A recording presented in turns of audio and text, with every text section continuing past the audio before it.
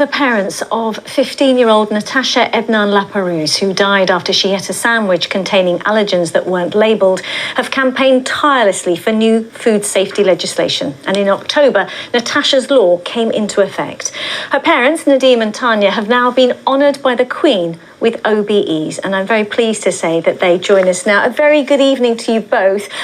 Good to see you again, because we followed your personal and important journey to change the world for everyone with food allergies. But OBEs, that must have been a surprise. It really was a surprise, I think, for both of us. We were like, wow, we were blown away. We never saw it coming. And it was the Duke of Cambridge at the investiture. What did he say to you? He was actually absolutely charming, first of all, but he was really interested in what Natasha's law had achieved, how it affects families in the country with allergies. And he was really asking about the foundation that we set up and whether it was, kind of creating traction. He really wanted to know that things were moving forward. He seemed very well versed and really understood some of the issues around living with allergies.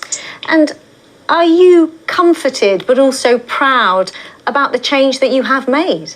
It is a bittersweet thing. I mean, it is amazing to go to Windsor Castle and receive these honours from an amazing member of the royal family, and it is such an experience. But nonetheless, these medals, this honour, the OBEs are really to honour Natasha and, of course, all the other adults, children and teenagers who have died from food allergy. It is for them as a collective, for all of them. And as we said, and as you said, it will change lives and change things across the world. What do you think, if I may ask, would Natasha, as you've said, a passionate believer in social justice, what would she have made of all of this and Natasha's law? She would love it. I mean, we know how proud she would be.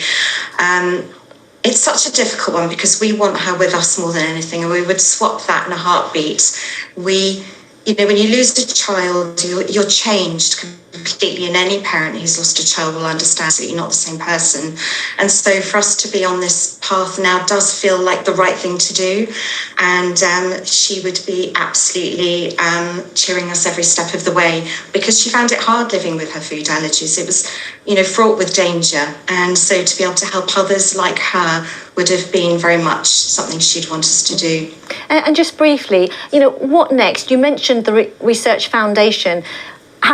Is there more to achieve? This is just the beginning, and Natasha's law is, if you like, a really big project, in effect, that came through a change to the law. And we're working on some other really big projects that will be game-changing for the whole of the United Kingdom and help the 2 million people or more now who suffer from serious food allergies. It's for them we have in our sights and in our minds so that they can live a full life and have the best of everything available to them in society. And we're going to help try and bring that. We need the government to really understand that they do need to have a lead in government for allergies, something that can also be called an allergy czar. That's something that we're really pushing for, because from diagnosis right the way through the care system, people are really being let down again and again, and it's far too dangerous for them at the moment. Okay.